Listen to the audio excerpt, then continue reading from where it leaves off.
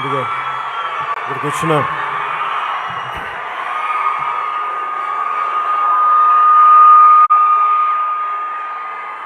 అభిమానులందరికీ ఎంతో సహనంతో ఓపికతోటి ఇక్కడికి వచ్చి మీ ఆనందాన్ని వ్యక్తపరుస్తున్న మీ అందరికీ ప్రతి ఒక్కరికి పేరు పేరున నా హృదయపూర్వక నమస్కారాలు.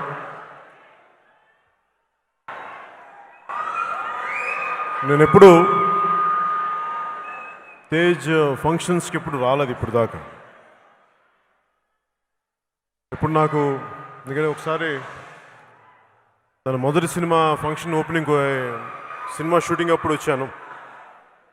ఆ తర్వాత ఎప్పుడు నాకు రాలేదు. దానికి కారణం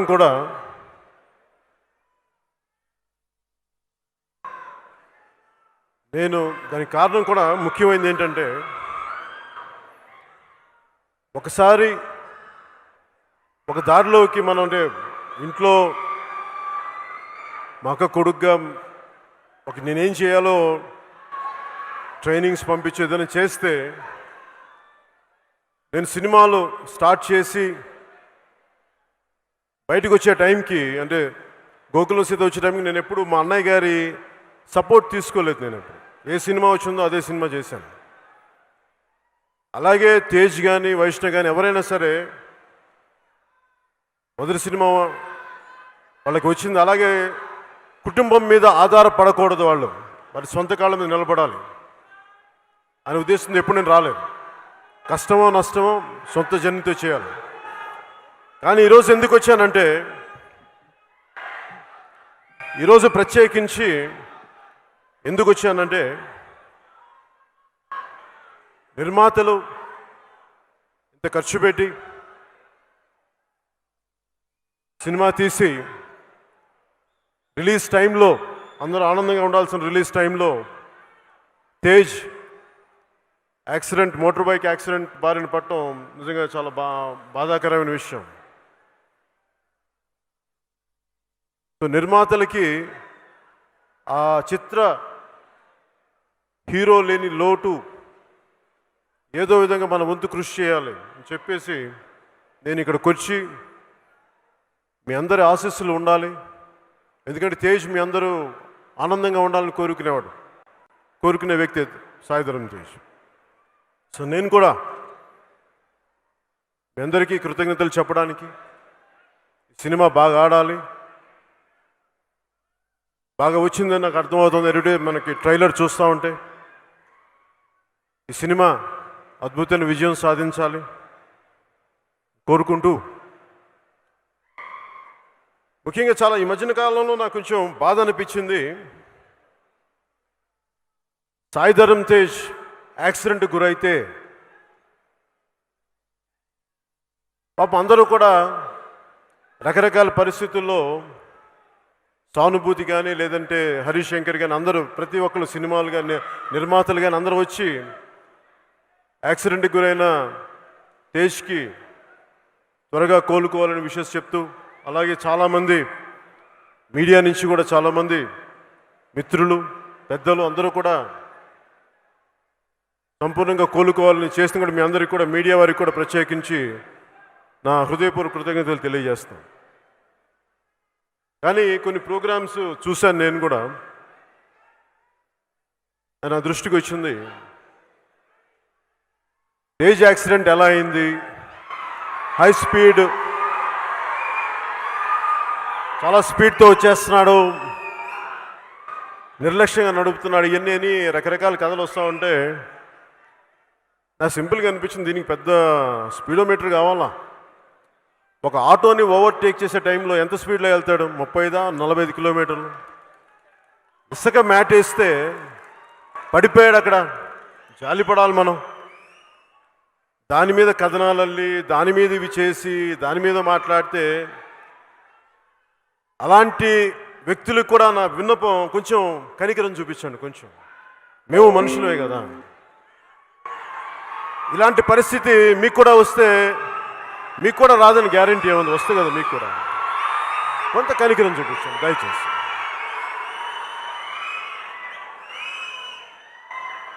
నిజానికి నిజంగా సినిమా ఇండస్ట్రీ అంటే ముందుగా నేను సినిమా హీరో, అలాగే ఈ సందర్భంగా రిపబ్లిక్ అనే సినిమా దేవకట్ట గారు తీసి గతంలో నేను ప్రస్థానం సినిమా చూశాను, చాలా చక్కటి సినిమా. అలాగే ఆయన ఆటో నగర్ సూర్య చేస్తున్నప్పుడు కానీ నిర్మాతలు చెప్తా ఉండేవాళ్ళు నాకు, ఆయన సంబంధించిన కలిసి నిర్మాతలు చాలా మంచి దర్శకులని. ఈ రిపబ్లిక్ సినిమా కూడా చాలా సామాజిక స్పృహతో తీసిన సినిమా. ఇలాంటి సినిమా రిపబ్లిక్ అని భారత రాజ్యాంగం ఏం చెప్పింది, మనకి ప్రాథమిక హక్కులేంటి, ప్రాథమిక హక్కులు అంటే మనకి అర్థం కాని భాష ఏం కాదు. ఒక మనిషిగా పుట్టాక నీ సొంతగా నీకు నీ పని చేసుకోగలగాలి, నీ హక్కులు నీకు ఉంటాయి, నీ జీవితం నీకు గడపడానికి హక్కులు ఉంటాయి. ఇది ఒక ప్రాథమిక మనిషికి ఉండాల్సిన అవసరాలు, అవే ప్రాథమిక హక్కులు. వాటి మీద మాట్లాడుతూ ఉంటారు. దాని గురించి ఆ ప్రాథమిక హక్కుల మీద మాట్లాడే సినిమా నాకు అర్థమవుతోంది రిపబ్లిక్ సినిమా. రిపబ్లిక్ అనగానే నాకు ఎప్పుడు కూడా, నేను ఎప్పుడు ఇంతవరకు ఏ సినిమాలు ఇచ్చాను, చిన్నప్పటి నుంచి కూడా నాకు జై హింద్ అనకపోతే ఆ సభ నాకు ముగింపు జరగదు. ఎందుకంటే ఎందుకు జై హింద్ అని చెప్తానంటే, ఒక భగత్ సింగ్ కానీ, సుభాష్ చంద్రబోస్ కానీ, చంద్రశేఖర్ ఆజాద్ కానీ, మహాత్మా గాంధీజీ కానీ, అలా లెక్కలేనంత మహానుభావులు, వేల కొలిది లక్షల కొలిది ప్రాణత్యాగం చేస్తే కానీ భారత గణతంత్ర దేశంగా అవతరింపబడలేదు. అది ఇండియన్ రిపబ్లిక్. అంత గొప్ప దేశం అది, అంత గొప్ప త్యాగాలకి మూలం. రిపబ్లిక్ గురించి మాట్లాడాలి. అలాగే ఇప్పుడు రిపబ్లిక్ సినిమా చూస్తూ ఉంటే ఇంత త్యాగం చేశారు మహానుభావులు, స్వాతంత్ర ఉద్యమకారులు. కానీ రాను పాలిటిక్స్లో దిగజారుడుతనం వచ్చేసి ఆ హుందాతనం పోయి, ఆ దిగజారుడుతనానికి ప్రతి ఒక్కరు లోపల స్పందించి ఒక కవితగా రాస్తాడు, ఒక దర్శకుడు దాని సినిమాగా తెరకెక్కిస్తాడు ఒక భావనని.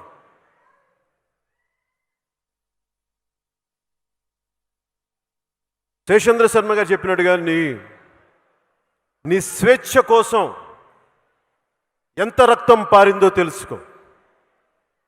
అది నీ శరీర క్షేత్రంలో ధైర్యం చల్లకపోతే, అది నీ గుండెల్లో ఆత్మగౌరవం పండించకపోతే, నువ్వు ఎప్పటికీ మోచేతి అంబలి తాగే బానిసల్లాగా బతకాలనుకుంటే ఎంత ద్రోహిగా మారావు ఆ పవిత్ర రక్తానికి, అచిందించిన రక్తానికి. ఇది ఎందుకు చెప్తున్నానంటే, మన దేశం కోసం ఇంతమంది చిందించారు. సినిమాల్లో విలువలు మాట్లాడటం ఒక ఎత్తు అయితే, దాని నిజ జీవితంలో ముందుకు తీసుకెళ్ళడం చాలా కష్టతరమైంది. నేను ఎప్పుడు కూడా ఒక మేజర్ అంటే ముఖ్యమైన అంశం గురించి మాట్లాడుతూ అందరూ కూడా ఈ రోజున హరిశంకర్ కానీ, ప్రతి ఒక్కరు కానీ, దర్శకులు నిర్మాతలు దిల్ రాజు గారు ఉన్నారు, పెద్దలంతా ఉన్నారు. అందరూ కోరుకుంటుంది థియేటర్లో సినిమా చూడాలి, థియేటర్లు ఆడాలి, థియేటర్ బాగుండాలి, థియేటర్లు రావాలని. మన కరోనా సమయం వల్ల ఎక్కువ మంది థియేటర్లకు వెళ్ళలేకపోతున్నాం, దానివల్ల కొంత ఇబ్బందులు ఉన్నాయి. అలాగే సినిమా పరిశ్రమ అనేది చాలా సెన్సిటివ్, చాలా ఈజీ టార్గెట్. సినిమా చాలా ఈజీ టార్గెట్ ఎవరికైనా. తేజు బైక్లో పడిపోయాడు, 45 కిలోమీటర్ల అత్యంత వేగంతో వెళ్తూ ఆటోని ఓవర్టేక్ చేస్తూ పడిపోయాడు. ఇలాంటి కథనాలు ఉన్నాయి. అలాంటి కథనాల కంటే కూడా ఇంకా ఇంట్రెస్టింగ్ కథనాలు మీకు చెప్తాను. ఎలా చెప్పాలి ఇంట్రెస్టింగ్ కథనాలు.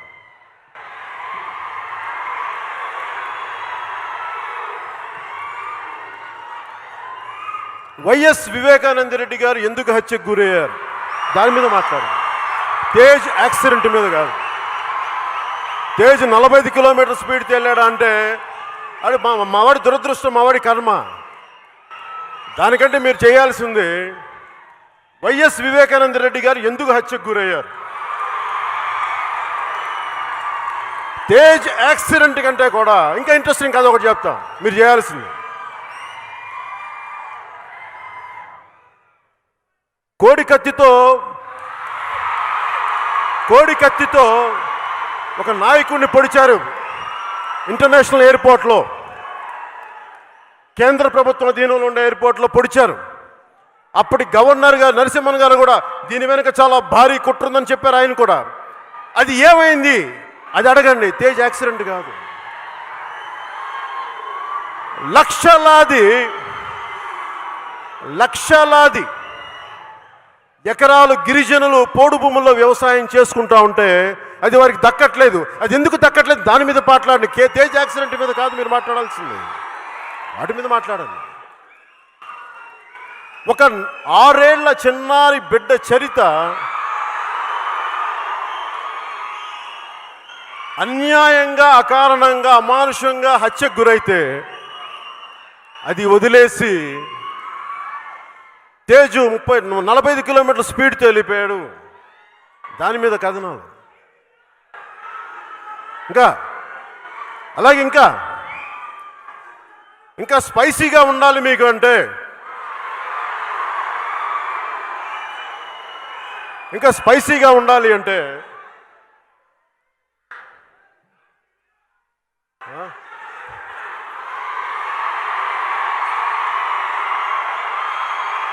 ఇంకా స్పైసీగా ఉండాలి అనుకుంటే ఆ మధ్యకాలంలో వైసీపీ సానుభూతి పరులు, వైసీపీ వ్యక్తిగతమైన కొంత వారి పార్టీకి చెందిన వాళ్ళు వ్యభిచారాన్ని లెజిటిమైజ్ చేయమని బయటకు వచ్చారు.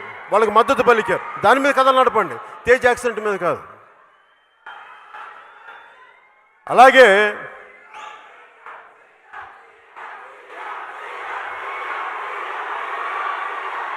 ఒక మాట చెప్తా, ఒక నిమిషం. ఇందాక సుమా గారు కానీ మీరు కానీ పవర్ స్టార్ అంటే పవర్ లేని కాడికి పవర్ స్టార్ అండి. తీయండి.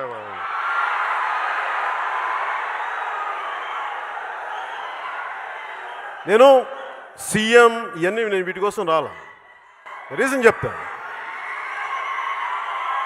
ఈ భారతదేశపు రిపబ్లిక్ ఏ విలువలతో అయితే రాజ్యాంగం చేయబడిందో, ఏ మహానుభావులైతే కాన్స్టిట్యూషన్ హాల్లో కూర్చొని దీనికోసం పోరాటం చేశారో వాళ్ళ ఆశయాల కోసం నా వంతు కృషిగా నేను పనిచేస్తున్నాను. అది ముఖ్యమంత్రి ఇస్తుందా ఇవ్వదా నాకు అనవసరం, కానీ పోరాటం చేస్తావా లేదా అన్నదే ముఖ్యం.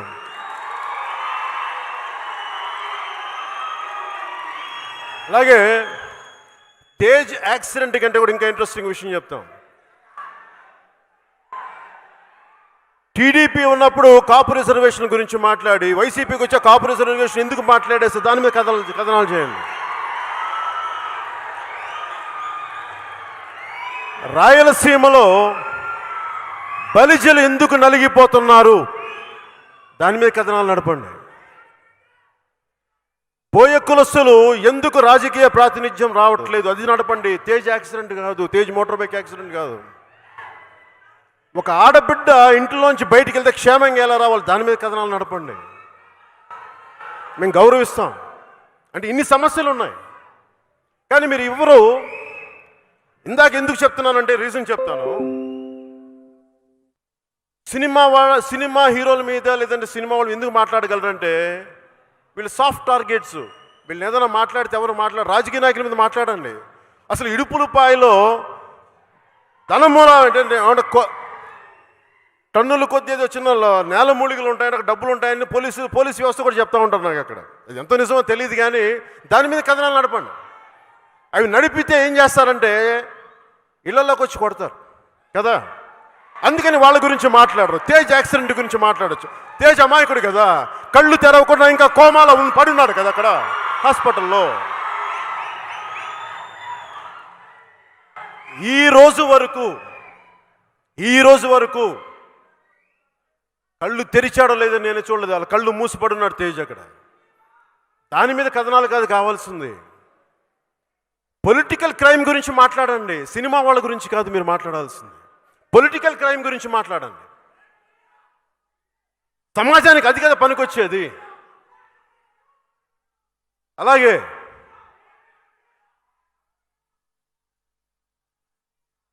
ఎంతసేపు ఈ మధ్యన అందరూ కోరుకుంటున్నారు కదా సినిమాల్లో, ఒక నిమిషం, సినిమాల్లో థియేటర్లకు వెళ్ళాలని కోరుకుంటున్నాం కదా. సినిమా థియేటర్ లేని కాడికి సినిమాకి థియేటర్లు ఏమి వెళ్తాం? తెలంగాణలో థియేటర్లు ఉన్నాయి, ఆంధ్రాలో థియేటర్లు లేవే. ఆంధ్రాలో థియేటర్లు ఎక్కడున్నాయి?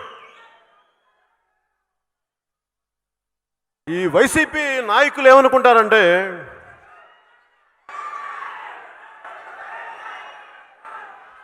పవన్ కళ్యాణ్ సినిమా ఆపేసిన, వాళ్ళ అతను వచ్చిన చిత్ర పరిశ్రమను ఆపేస్తే వాళ్ళందరూ భయపడిపోతారు, మన కాళ్ళ దగ్గరికి వస్తారని. చాలా తప్పు అర్థం చేసుకున్నారు వాళ్ళు.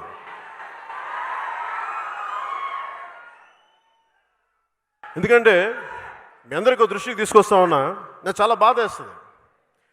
చిత్ర పరిశ్రమ గురించి ప్రతి ఒక్కళ్ళు మాట్లాడుతూ ఉంటాయి. దర్శకులు, నిర్మాతలు, హీరోయిన్లు ఇన్ని కోట్లు తీసుకున్నారంటే, అరే సన్నాసులారా, దద్దమ్మలారా, ఒక హీరో కానీ, హీరోయిన్ కానీ, దర్శకులు కానీ, మీకు లెక్క చెప్తా. ఒక ఉదాహరణకు 10 కోట్ల రూపాయలు తీసుకుంటే హయ్యెస్ట్ ట్యాక్స్ ఇండియాలో 45% అంటే 10 కోట్లకి, సపోజ్ 10 కోట్లు ఎవరికైనా పంపించామనుకుందా ఒక హీరోకి, ఒకసారి ఇవ్వరనుకోండి, 10 కోట్లు పంపించారనుకుందా ఉదాహరణకి, పంపిస్తే దాంట్లో 1 కోటి రూపాయలు తీసేస్తారు, 10% సోర్స్లోనే కట్ చేస్తారు ట్యాక్స్, అంటే 9 కోట్లు. ట్యాక్సెస్ పోగా వాళ్ళ చేతికి వచ్చి ఎంత వస్తుంది? 4.5 తీస్తే 6.5 మిగులుతుంది, అంటే 6.5 కోట్లు. దీంట్లో వాళ్ళు మొత్తం వ్యవస్థను నడుపుకోవాలి. అది వాళ్ళు ఎవడ దోచింది కాదు, అది వాళ్ళ కష్టం మీద వచ్చింది. వాళ్ళకి ఎవడు దోచింది కాదు.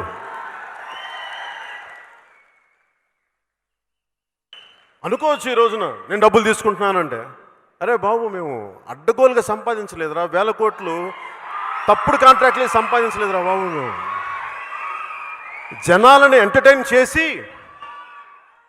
డ్యాన్సులు వేసో, కింద పడో, మీద పడో, ఒళ్ళు ఎరగొట్టుకునో, ఎన్నెముకలు ఎరగొట్టుకునో, ఒక బాహుబలిలో ప్రభాస్ గారిలాగా కండలు పెంచి కృషి చేస్తే అది బాహుబలి అవుతుంది.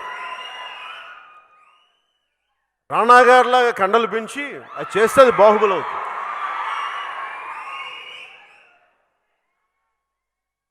జూనియర్ ఎన్టీఆర్ గారిలాగా అద్భుతమైన డాన్సులు చేస్తే అప్పుడు డబ్బులు ఇస్తారు. ఒక్కరోజులో ఇవ్వాల ఎవరికి? రామ్ చరణ్ లాంటి హీరో అద్భుతమైన స్వారీలు చేసి అప్పుడు ఇస్తారు డబ్బులు. ఒక ఆడబిడ్డ హీరోయిన్గా రావాలి అంటే ఎక్కడి నుంచో, వేరే దేశాల నుంచో, ఎక్కడి నుంచో పాపం పక్క రాష్ట్రాల నుంచి వచ్చి అందరూ చూస్తుండగా డ్యాన్సులు చేసి ఇబ్బంది పడి ఆ బిడ్డకి డబ్బులు ఇస్తే అది దాన్ని తప్పంటారేంటి? ఇది మీరు ఎవరిని తప్పనాలంటే ట్యాక్స్. ఇప్పుడు జలసాలో డైలాగ్ ఉంటుంది, హీరో ఏమంటాడంటే విలన్ తోటి, అరే మీరు మాలాగా ఉద్యోగాలు చెయ్యు, మాలాగా కష్టపడం, మాలాగా ట్యాక్సులు కట్టవు, మాలాగా సిన్సియర్గా ఉండవు, ట్యాక్సులు కట్టవు, పోనీ మాలాగా తల ఉంచుకొని వెళ్ళవు, మీరు ఇన్ని చేసినా మా మీద జులుం చేస్తావు, నువ్వు వెళ్ళు రౌడిజం చేసుకో, గుండాయిజం చేసుకో, మేము తల ఉంచుకొని వెళ్ళిపోతాం, కానీ మమ్మల్ని బతకనివ్వరా బాబు మమ్మల్ని. అలా కాకుండా ప్రతిసారి కెలిగితే ఏమవుద్దంటే కుర్రోళ్ళు కామెడీగా చంపేస్తాను ఉంటుంది డైలాగ్. కుర్రోళ్ళు చాలా అంటే ఎందుకు చెప్తున్నానంటే, ప్రతి ఒక్కరికి ఎవరికైనా సరే దేన్నైనా తెగేదాకా లాక్కండి అమ్మ దేన్ని. సినిమా ఇండస్ట్రీ కూడా, నేను సినిమా ఇండస్ట్రీ బాగు కోరి క్షేమం కోరేవాడికి చెప్తున్నా, నిర్మాతలు నష్టపోతే డబ్బులు వదిలేసుకున్నవాడిని. అలాగే ఎక్కడో మారుమూల నన్ను ఎవరు గుర్తించట్లేదు నా కళని అని ఒక కిన్నెర మొగలయ్యని గుర్తిస్తే మేము డబ్బులు ఇచ్చాం. అది మా సంస్కారం, మేము చేస్తాం. అవి కూడా చూడండి. ఎవరైనా సరే మీరు దృష్టి పెట్టాల్సింది అక్రమ ఆర్జిత రాజకీయ నాయకుల మీద పెట్టండి, సినిమా వాళ్ళ మీద కాదు. వారి మీద మాట్లాడండి మీరు. అలాగే మీరు బలంగా మాట్లాడాల్సింది, థియేటర్స్ ఉన్నాయి, సినిమా థియేటర్లు ఉన్నాయి, దిల్ రాజు గారికి థియేటర్లు ఉన్నాయి, వాళ్ళకి థియేటర్లు, వీళ్ళకి థియేటర్లు ఉన్నాయి. సరే ఉంటాయి. మీరు ఒక్కసారి ఎలక్షన్లకు వచ్చే 30 సంవత్సరాలు ఉండాలనుకుంటున్నారే, మీకు ఉండగా కోరిక లేదు, మామూలుగా వ్యాపారం చేసుకునే వాళ్ళకు ఉండదా? అందులో తప్పే ఉంది. థియేటర్లు కాదే, ఒక పూర్ణ ఒక హోటల్ పెడితేనే ఇంకో బ్రాంచ్ పెట్టాలనుకుంటారు, తప్పే ఉంది అంటున్నాను. అది ఒక తోపుడు బండిని 2 తోపుడు బండ్లు పెట్టాలనుకుంటారు. లేదు దిల్ రాజు గారికి మీకు నచ్చలా, పోటీగా ఇంకో 10 మందికి అవకాశం ఇవ్వండి, 10 మంది వెనకబడిన తరగతిలో థియేటర్లు ఇంకో స్థలాలు ఇవ్వండి.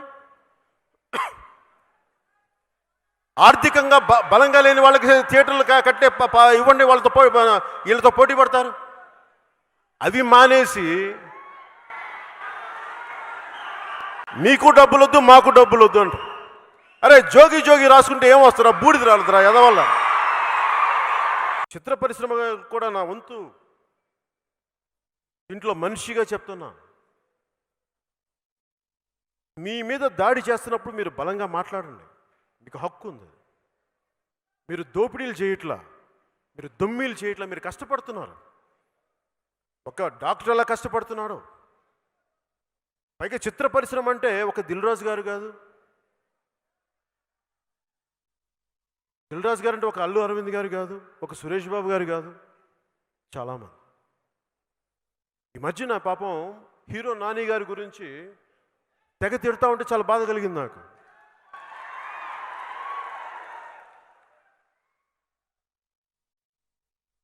ఎందుకు బాధ కలిగిందంటే,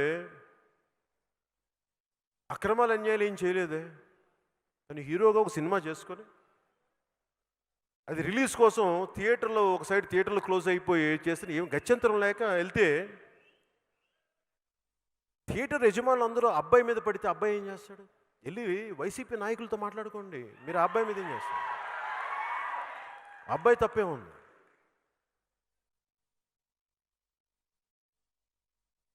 అలాగా ప్రతి ఒక్కరూ కూడా చిత్ర పరిశ్రమ అంటే ఇందాక చెప్పిన కనుక్కుంటే ఫిల్మ్ ఫెడరేషన్ మీరు లెక్కలు తీసుకుంటే దాదాపు 17,000 పైచిలుకు మెంబర్స్ ఉంటారు. 17,000 పైచిలుకు, 18,000 పైచిలుకు, 18,000 దాకా ఉంటారు.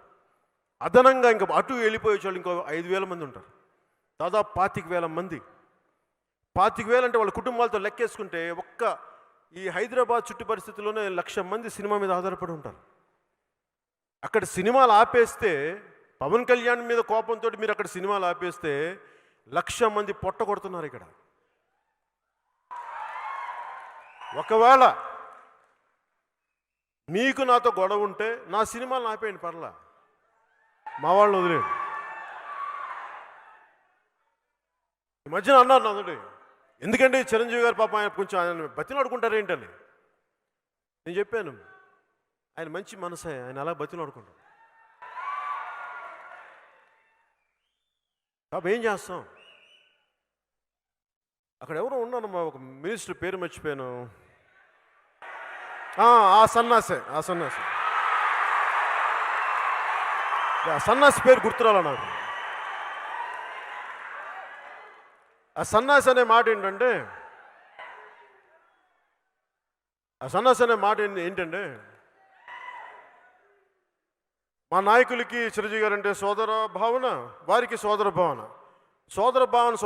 సోదిలో సోదర భావన, ఉపయోగపడని సోదర భావన, చిత్ర పరిశ్రమకి అక్కడికి రాని సోదర భావం దేనికి వెళ్ళి దెబ్బలో కొట్టుకున్నా.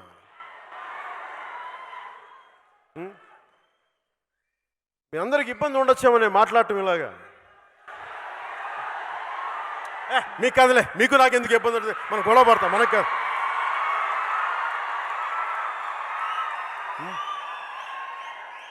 అయ్యా అంటే చిత్ర పరిశ్రమ ఇలా మాట్లాడితే వాళ్ళు మొత్తానికి ఆపేస్తారంటే వైసీపీ నాయకులు ఎలాంటి వాళ్ళు చెప్తాం మీకు. ఉపరాష్ట్రపతి వెంకయ్యనాయుడు గారినే వాళ్ళు క్షమించలేదు, అంత నీచంగా మాట్లాడారు. భారతదేశపు సుప్రీంకోర్టు చీఫ్ జస్టిస్ మీదే వీళ్ళు దాడులు జరిపిన వాళ్ళు. ఒక చిత్ర పరిశ్రమలకు ఒక లెక్క వీళ్ళకి. వారి 1,00,000 కోట్ల ముందు తిప్పి కొడితే 2,000 కోట్లు 2,000 చిల్లర కోట్లు ఉండే తెలుగు చిత్ర పరిశ్రమ లెక్క వాళ్ళకి.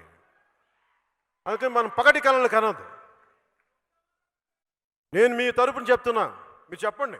నేను మీకు మాట, మీరు మొన్న కూడా మీకు ఆ సన్నాస్తో మీటింగ్ చేశారు కదా అక్కడ మినిస్టర్ తోటి. ఆ సన్నాసికి చెప్పండి పవన్ కళ్యాణ్ సినిమాలు ఆపేసుకుని చిత్ర పరిశ్రమ వదిలేయమని చెప్పండి. మీరు అనుకోవచ్చు అన్న మన సినిమా మిగతా వాళ్ళ సినిమాలు మన సినిమాల పరిస్థితి అంటే మనల్ని ఎవడు రాయిపోయేది అక్కడ.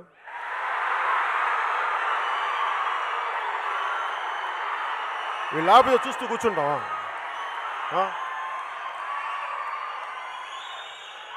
అలాగే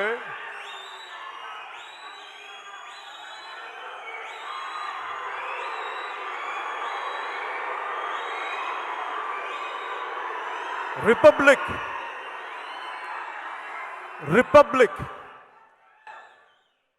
భారతదేశపు రిపబ్లిక్ స్పిరిట్ని కాపాడాలి అంటే ప్రభుత్వాలకి అధికారాన్ని పరిమితం చేయాలి. అపరిమితం అధికారం ఉంటే అర్ధరాత్రి గొడుగు పట్టమన్నాడంట ఇలాంటి వాడు అక్కడ. అందుకని మనం వీళ్ళకి అంత భయపడకూడదు. నేను ఎందుకు చెప్తున్నా, నేను గొడవ పడడానికి సిద్ధమయ్యే మాట్లాడుతున్నాను.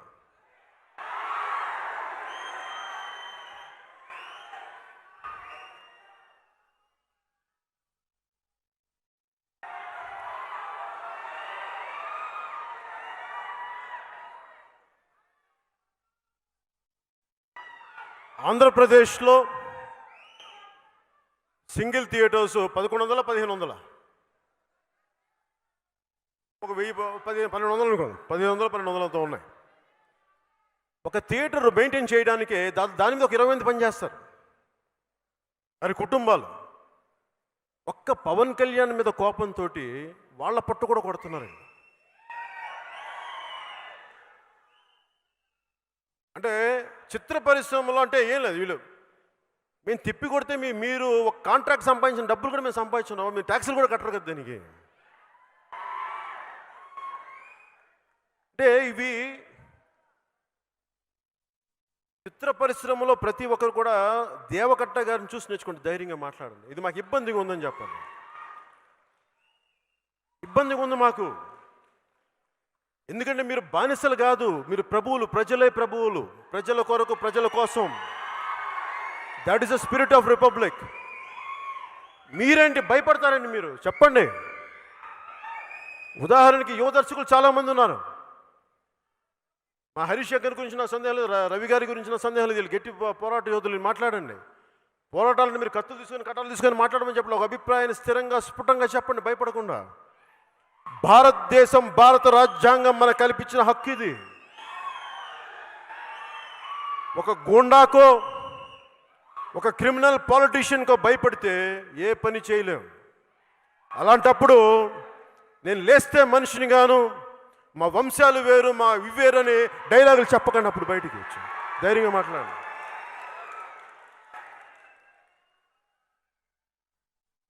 అలాగే ఈ మధ్యన పాపం ప్రకాష్ రాజ్ గారిని కూడా ఏమన్నారు, అదేంటి వేరే ఏముంటావా, అది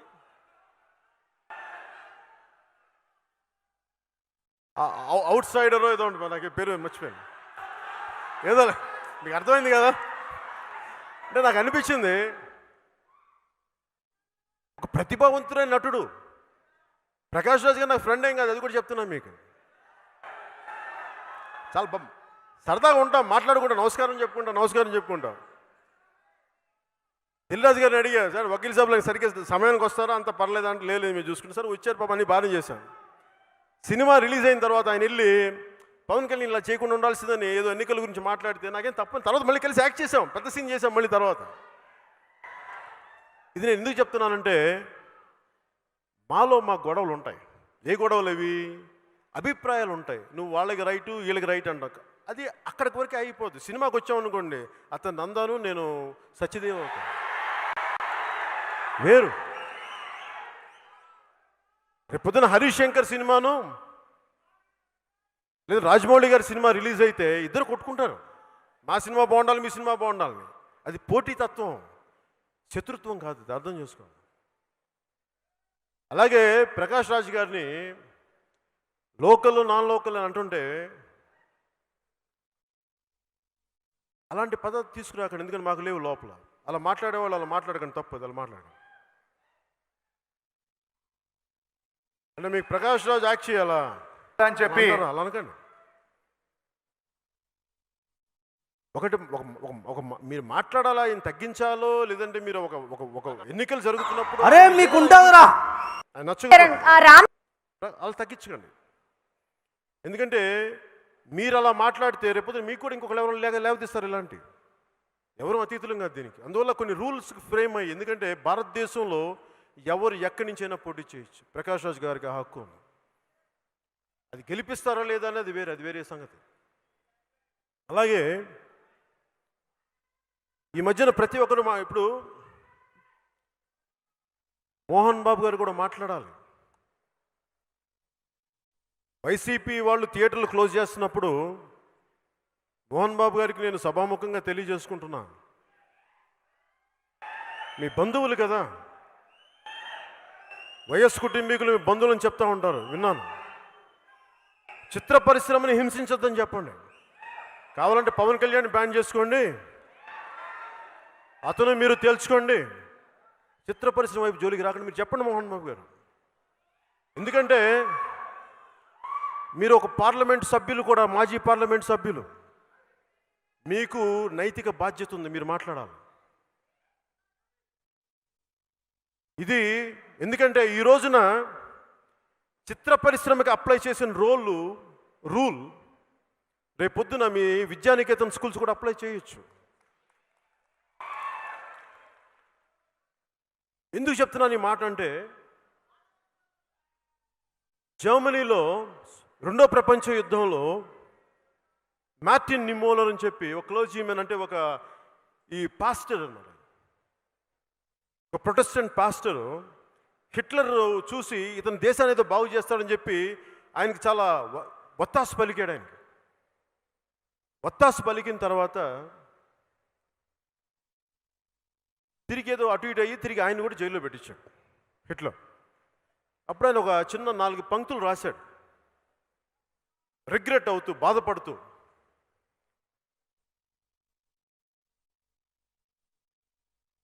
హిట్లర్ సైన్యం ఎస్ఎస్ కమ్యూనిస్టుల కోసం వస్తే నేను మాట్లాడలేదు, ఎందుకంటే నేను కమ్యూనిస్ట్ని కాదు కాబట్టి. హిట్లర్ ఎస్ఎస్ సైన్యం సోషలిస్టుల కోసం వస్తే నేను సోషలిస్ట్ కాదు కదా, నేను మాట్లాడలేదు. హిట్లర్ సైన్యం యూదుల కోసం వస్తే నేను మాట్లాడలేదు, ఎందుకంటే యూదుని కాదు కనుక. హిట్లర్ సైన్యం సోషలిస్టుల కోసం వస్తే నేను మాట్లాడలేదు, ఎందుకంటే నేను సోషలిస్ట్ని కాదు కనుక. హిట్లర్ సైన్యం క్యాథలిక్ల కోసం వస్తే నేను క్యాథలిక్ల కోసం మాట్లాడలేదు, ఎందుకంటే నేను ప్రొటెస్టెంట్ని కనుక. హిట్లర్ సైన్యం నా కోసం వస్తే నా గురించి మాట్లాడడానికి ఎవరు లేరు, అందరూ చచ్చిపోయినారు. అది మర్చిపోవద్దు. నీ కులం సమస్య మా పార్టీ సమస్యే కాదు. ఒకసారి విలువ తప్పుతున్నప్పుడు అది ఏదో ఒక రోజున తిరిగి మీకు కూడా వస్తుంది. అందుకని చెప్తున్నాను మోహన్ బాబు గారికి, ఒక మోహన్ బాబు గారికి కాదు, ప్రతి ఒక్కరికి. ఈ కులం ఆ కులం అని లేదు, అందరం కూడా చాలా బాధ్యతగా ఉండకపోతే ఈ రిపబ్లిక్ తాలూకు రాజ్యాంగ స్ఫూర్తిని చేతులు చంపేసుకున్న వాళ్ళం అవుతాం.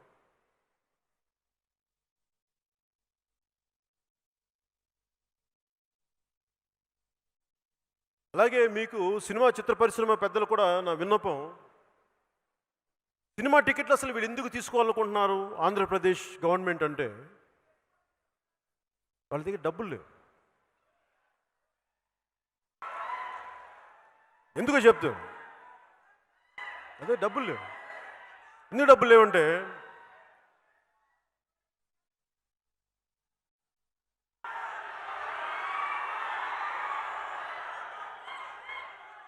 అదే డబ్బులు లేవు. డబ్బులకి ఏంటంటే ఈ చిత్ర పరిశ్రమలో వచ్చిన సంపదని గవర్నమెంట్ ఖజానాలోకి వెళ్తే దాని మీద బ్యాంకులకి చూపించవచ్చు, మాకు ఇంత ఆదాయం ఉంది,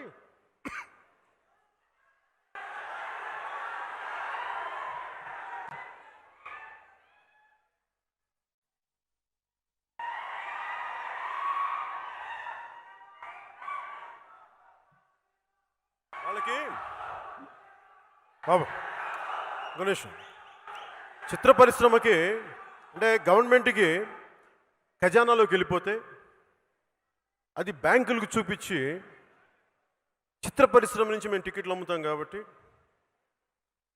అట్లాగా మటన్ కొట్లు అమ్ముతున్నారు కాబట్టి ఎలాగ ఇసుక అమ్మేసుకుంటున్నాం, దాని మీద వచ్చే ఆదాయం బూమ్ బూమ్.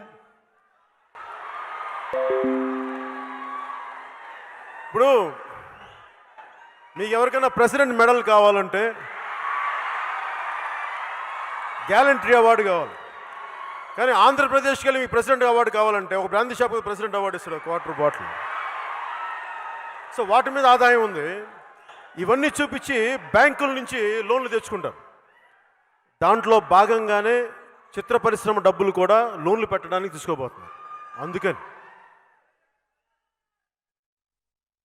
వారి పథకాలకి ప్రతి ఒక్కరిని బలి చేస్తే మీరు 100 మంది దగ్గర ట్యాక్సులు కలెక్ట్ చేసి 40 మందికి దారబోస్తానంటే మిగతా 60 మంది అని చేతులు కట్టుకుని కూర్చుంటారా? కుదరదు. అట్లా ఏ డబ్బులు అడుగు అక్కడ ఆర్థిక శాఖ కార్యదర్శిని అక్కడికి వెళ్ళండి మన ఖజానాలో డబ్బులు తీసుకోండి, సార్ ఈ పథకానికి డబ్బులు కావాలి మన ఖజానాలో డబ్బులు తీసుకుని, ఆ పథకానికి కావాలి మన ఖజానాలో డబ్బులు తీసుకుని అంటే చివరికి ఆర్థిక శాఖ కార్యదర్శి విసిగిపోయి ఎలాంటి మాట్లాడంటే బ్రహ్మానందం గారి జలసాలాగా ఏముందిరా అక్కడ ఒక చినిగిపోయిన చొక్కా దానికి ఒక బొక్క తప్ప. ఇది వైసీపీ ప్రభుత్వం అక్కడ థియేటర్లను మీకు ఇబ్బంది పెడతారు. అందుకు చెప్తున్నాను, మీరు భారతదేశపు పౌరులుగా మీ హక్కు ఇది. చిరంజీవి గారు లాంటి వ్యక్తులు కూడా చెప్పండి, ప్రాధేయపడొద్దని చెప్పండి. హక్కు ఇది, హక్కుతో మాట్లాడమని చెప్పండి. ప్రాధేయపడితే ఇవ్వరు, మన హక్కు ఇది. ఇది ఒకటి సొత్తు కాదు, ఈ దేశం మన హక్కు ఇది. చెప్పండి అందరికీ.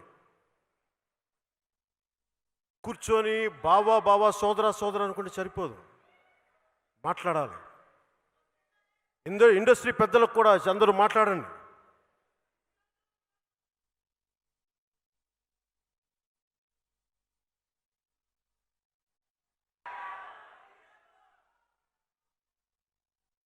ఇది ఎందుకంటే ఇంకా మనం కూర్చొని ఇన్ని కోట్లు ఖర్చు పెట్టిన తర్వాత భారతదేశం అంతా చిత్ర పరిశ్రమ అన్ని రంగాల చిత్ర పరిశ్రమ పెడితే 10,000 కోట్లు ఉంటుందేమో. ఒక వైసీపీ నాయకులకి 1,00,000 కోట్లు ఆస్తి అని చెప్తా ఉంటారు. ఇది ఎందుకు చెప్తున్నానంటే ఇది వ్యాపారం చేసేటప్పుడు మీరు తప్పు చేయట్లేదు. ఫస్ట్ చిత్ర పరిశ్రమ వ్యక్తులు ఫస్ట్ ఇది అర్థం చేసుకోండి. ట్యాక్సులు కడుతున్నాం ఇక్కడ ఎందుకంటే మన ట్యాక్సులు కడితేనే వీఆర్ ట్యాక్స్ పేయర్స్. ట్యాక్సులు కడితేనే కేంద్ర ప్రభుత్వం రాష్ట్ర ప్రభుత్వాలైనా వాళ్ళు అభివృద్ధి పథకాలు నడుపుతాయి. మనం ఎవరిని దొయ్యట్లా చెప్పండి, ధైర్యంగా చెప్పండి. అలాగే చిత్ర పరిశ్రమ సంబంధించి సినిమా తీసేవాళ్ళు మాట్లాడండి, సినిమా తీయని వాళ్ళు మాట్లాడకండి. మీరు బలంగా చెప్పండి. భయపడతారేంటి, ఆలోచిస్తారేంటి, సున్నితంగా ఉంటారేంటి? మీకు ధైర్యం లేకపోతే ఎట్లా? అల్ప విద్వాంసులంతా మాట్లాడుతుంటే కూర్చొని పూర్తి మీరు సంపూర్ణ విద్వాంసులు చూస్తూ కూర్చుంటే ఎట్లా? అల్ప విద్వాంసులకి మీరు అవకాశాలు ఇవ్వకండి. బయటికి రండి, మాట్లాడండి, తప్పని చెప్పండి, ఖండించండి అవసరమైతే. ఇలా రిపబ్లికన్ సినిమా తీసి మళ్ళీ మనం భయపడతా కూర్చుంటే ఈ రిపబ్లిక్ స్ఫూర్తి పోయినట్టే కదా మనం.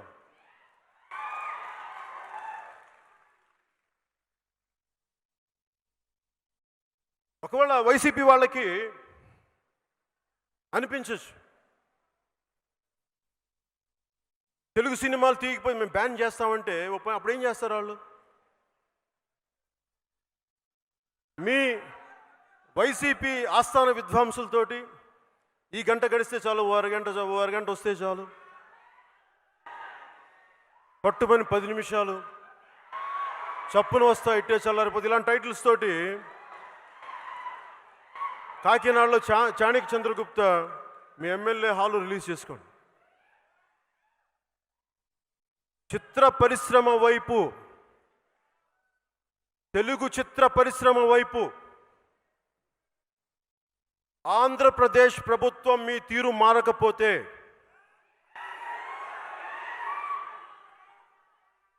మీరు మార్చేలా ఎలా చేయాలో మాకు బాగా తెలుసు. ఆఖరణ ఒకటే, శేషేంద్ర గారి ఒక కవిత పంక్తి చెప్పి ముగిస్తాను. రాహువు పట్టిన పట్టొక సెకండ్ అఖండమైన లోక బాంధవుడు అసలే లేకుండా పోతాడా? మూర్ఖుడు గడియారంలో ముళ్ళు కదలనీయకుంటే ధరాగమనం అంతటితో తలకింద అయిపోతుందా? కుటిలాత్ముల కూటమికి ఒక త్రుటికాలం జయం వస్తే విశ్వ సృష్టి పరిణామం విచ్ఛిన్నమవుతుందా? ధనుజులోకమేకంగా దారికడ్డంగా నిల్చుంటే నరజాతి ప్రస్థానం పరిసమాప్తమవుతుందా? తెలుగు చిత్ర పరిశ్రమని ఎవరు అడ్డుకోలేరు, ఆపుకోలేరు. జై హింద్. లైక్ చేయండి, షేర్ చేయండి, సబ్స్క్రైబ్ చేయండి, కానీ బెల్ కొట్టడం మాత్రం